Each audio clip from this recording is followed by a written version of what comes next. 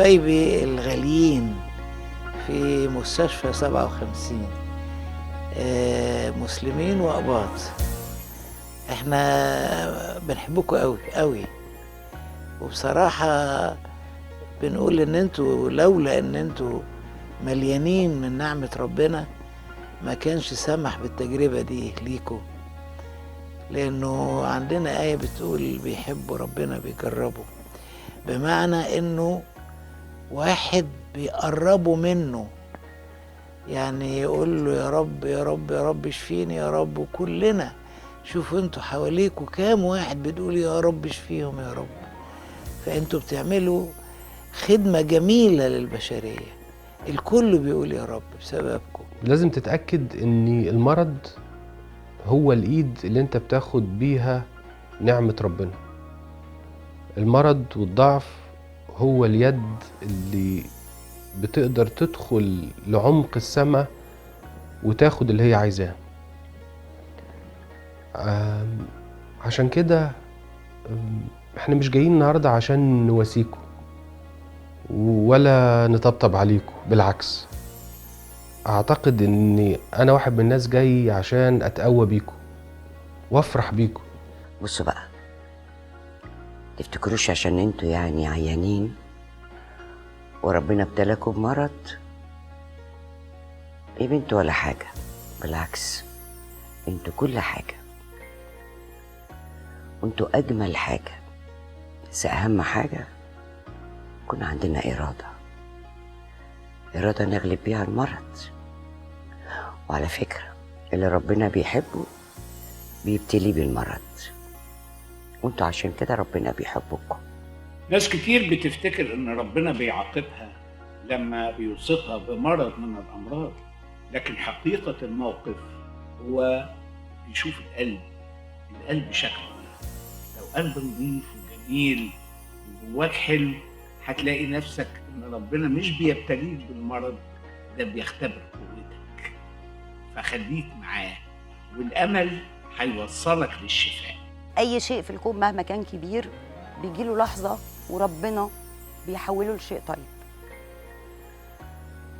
كل واحد عنده سرطان كبير صغير هيقول اشمعنى انا؟ ده انا ما بشربش سيجاره وجالي سرطان، ده لسه بيبي وجاله سرطان. هي ما فيهاش اشمعنى، هي طول الوقت انت بتتجرب في امتحان ما تعملش فيه كويس عشان تعمل احسن.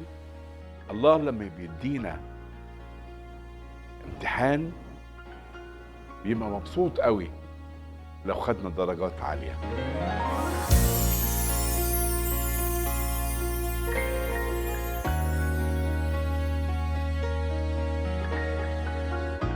في امتحاناتنا حتى في المدارس واحنا صغيرين كده، دايما لما يبقى الطالب او الطالبه مجتهد وشاطر فدايما بيعملوا لهم امتحان اصعب شويه. يعني دايما في حاجه يقول لك كده الامتحان ده بتاع مستوى الطالب العادي اللي هو مش شاطر قوي، بس الشاطر قوي بيعملوا له امتحانات اصعب شويه. فانتوا عندكم امتحان صعب قوي قوي قوي، بس لانكم بجد شطار جدا ومجتهدين جدا وقد الامتحان ده. ربنا ادالكم الامتحان ده لانه ربنا عادل، فهو لو مش عارف انكم قد صعوبة امتحان زي ده ما كانش هيمتحنكم بيه. محتاجين تبقوا اقوياء من جواكم، ودي حاجة مش سهلة ابدا، بس انتوا ربنا هداكم بيها. فمحتاجين تمرنوا القوة دي وتبقوا عارفين كده كويس قوي، وتبقوا عارفين انكم مميزين، وتبقوا عارفين انكم اللي حاصل معاكم ده حاصل لانكم قدها وقدود، وتبقوا قد صعوبة الامتحان اللي زي ده عشان ان شاء الله لازم هتنجحوا فيه. انا عايزه اقول لكم انه قعدت فتره كبيره قوي محتاره في يعني ايه كلمه بطل. مين هو البطل؟ هو البطل اللي بيعمل حاجه كل الناس تسقف له عليها، وبعدين اكتشفت لا، ساعات بنسقف على حاجات غلط. طب البطل هو الشخص المشهور واللي كل الناس بتشاور عليه؟ برضه ما اظنش، لانه ياما ناس مشهورين لانهم بيعملوا حاجات غلط.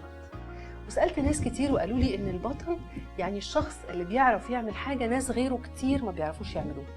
عشان كده احنا شايفينكم ابطال، انتوا بتعرفوا تعملوا حاجه او بتعدوا في حاجه ناس غيركم كتير مش قادرين يعدوا فيها او ما يقدروش عليها. انت عارف ان انت بعد ما تخف وترجع مدرستك هيبقى عندك حكايات كتير قوي تحكيها لاصحابك لانك بطل. انت عارفه انك لما تكبري وتبقي حلوه وناجحه في وسط الناس، ناس كتير هتفرح لما تسمع عن حكايتك وازاي غلبتي الوجع والألم والمرض. هتبقي في عينيهم بطل.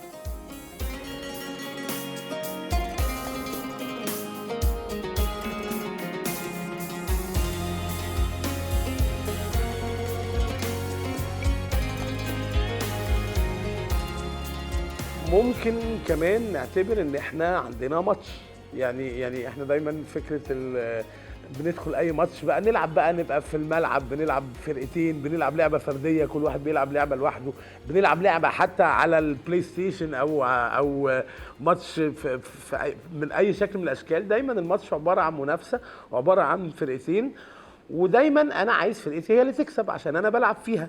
فانت وانتي عندكم ماتش، دوركم انكم تخرجوا منه كسبانين، عشان الواحد وهو خارج كسبان هو بيبقى مبسوط جدا لانه حقق الانتصار. فانتوا عندكم ماتش مع منافس او مع فرقه تانية قويه جدا جدا جدا وعنيده جدا جدا جدا. بس في حاجه، لو انت بينك وبين نفسك امنت نفسك ودربت روحك ان انت اقوى من اي فرقه تانية وتقدر تنتصر عليها، هتقدر تنتصر عليها. فلازم تبقى عارف كويس قوي ان انت في الماتش ده خارج منه كسبان وانت داخله وجاهز بفرقتك ب100% ومستعد، ساعتها هتكسب الماتش اكيد ان شاء الله. عشان كده عايزه اكرر واقول لكم احنا بنتشجع بيكم لانكم ابطال، واحنا فخورين بيكم وبنتعلم بيكم.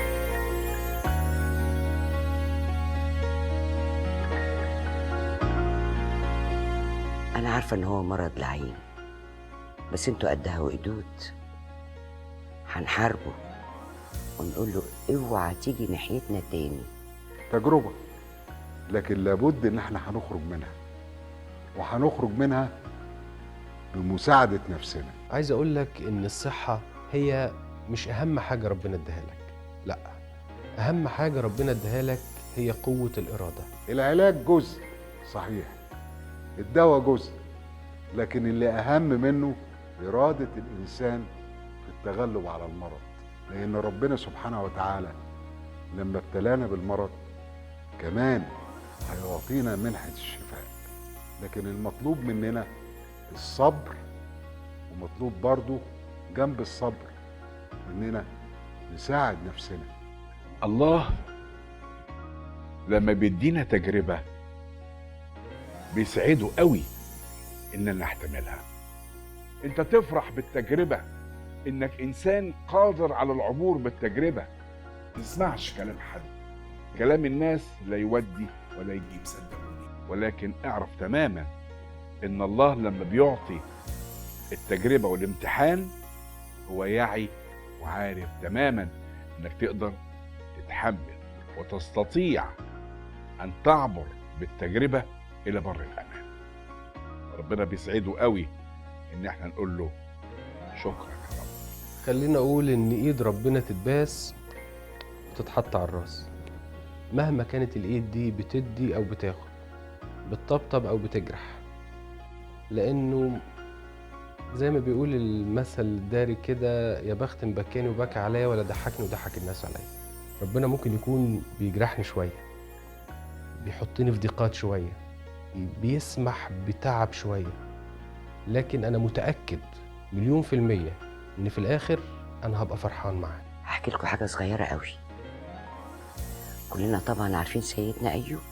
سيدنا ايوب ربنا ابتلاه بالمرض، ما زهقش، ما اتضايقش، ما زعلش، وقاعد راقد.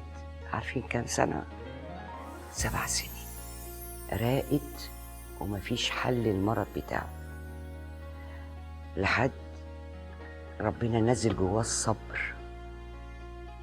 صبر كتير قوي، ما اتضايقش، ما زهقش، بالعكس كان كل شويه يقول يا رب عايزاكم كلكم تبقوا زي سيدنا ايوب وتقولوا يا رب.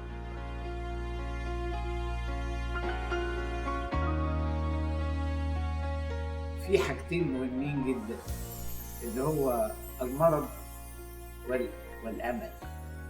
أحكي لكم كام حكاية بسرعة عشان تعرفوا إيه المسافة اللي بين المرض والأمل. كان في واحد عالم فرنسي جميل اخترع مادة البنسلين، ومادة البنسلين دي قبلها كان اللي يجرح أي جرح أو يتعب أي تعب ملوش علاج، يفضل عايش كده لغاية لما يموت. جه ده حط المسألة وبقيت حقنة بنسلين تروق الحكاية دي خالص، وبقى مفيش خطورة من جرح ولا في حاجة ولا أي شيء من هذا القبيل. بعدها ده الكلام ده كان زمان. بعدها في سنة 2014 يعني لسه السنة اللي قبل اللي فاتت كان في حاجة اسمها ملهاش علاج، اسمها فيروس سي، ملوش علاج تاني خالص في كوكب الأرض.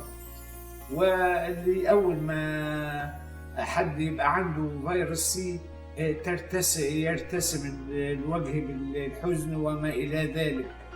وخلال 3 شهور تم اختراع دواء جميل يقضي تماما على فيروس سي. نيجي بعد كده للكانسر. الكانسر بيصيب الإنسان، واكتشفنا وعملنا الناس المعامل بتشتغل والدنيا. الأمل إن أنا هلحق الدواء ده اللي هيخليني قوي. وبعدين عمر ما كان المرض عقاب من ربنا، لا دي تجربة، وتجربة يشوف مدى قوة إيمانك ومدى صلابة عزيمتك قد إيه. عشان كده أنا بقول لكم اصبروا وفرجوا قريب قوي. يعني كلنا سمعنا عن الدكتور مصطفى السعيد اللي بيعمل تجارب على الكانسر من خلال خلايا الذهب اللي هيخليها تشع وتدخل يتحقن بيها الإنسان. هذا الإشعاع سيقتل كل الخلايا السرطانية. الحقيقة أنا مريت بتجربة المرض ده 3-4 مرات قبل كده، وتعرضت للعلاج الإشعاعي وتعرضت للعلاج الكيميائي. كان كل هدفي إن أنا أرجع زي ما ربنا خلقني، صحتي كاملة متكاملة زي ما ربنا اداها لي ومن عليا بيها. عشان أوصل للمرحلة دي لابد من الإيمان أولا بالشفاء، ولابد الإيمان إن المرض من عند الله والشفاء من عند الله. ولما ربنا بيساعد البني آدم إن هو يجتاز هذه المحنة ويحولها لمنحة، أكيد بيبقى له أجر كبير قوي قوي. الشطارة بقى إن إحنا نبقى أخطر من السرطان، مش هو الخبيث، إحنا نبقى أخبث منه. أنا طول الوقت بقول للأطفال هو مغلس علينا، يلا نغلس عليه. نغلس عليه بإننا نضحك لأن هو موجود عشان يخلينا نعيط.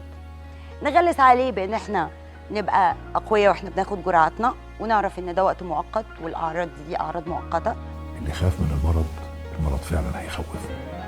ما يخافش من المرض، هو يخاف من أي حاجة في الدنيا. اللي يخاف فعلا من المرض هيركبه.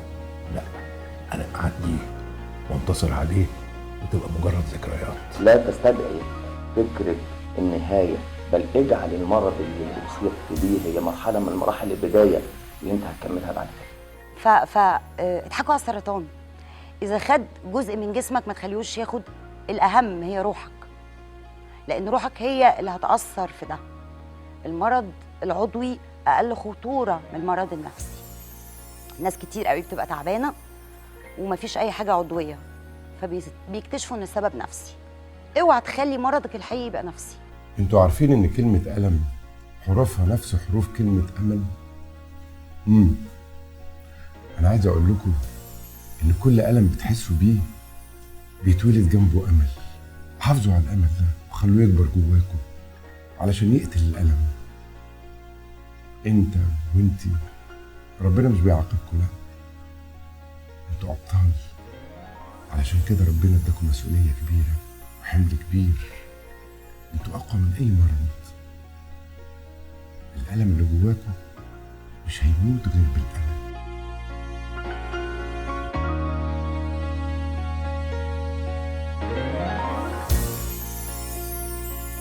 على فكرة لازم تخلي بالكم من حاجة مهمة جدا، الحب علاج لكل حاجة، وأهم حاجة إنك تحب نفسك.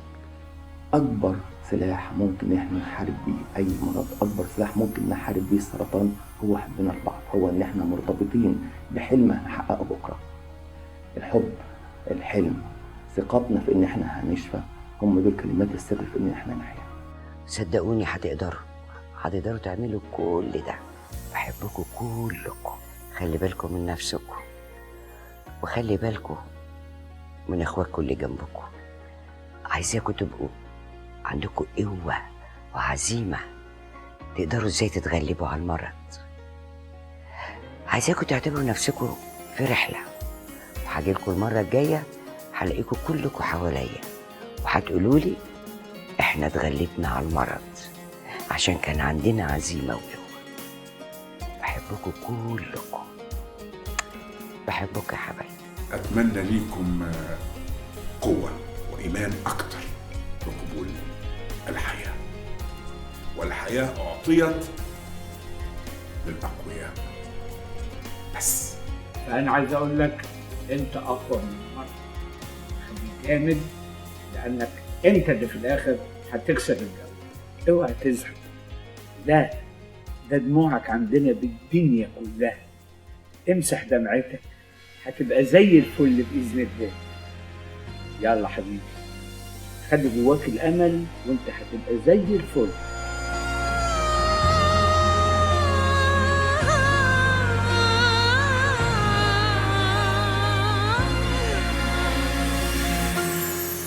ربنا يبارك فيكم كلكم ويفرحنا بأخباركم، وربنا يعطيكم من يده كل عطية صالحة.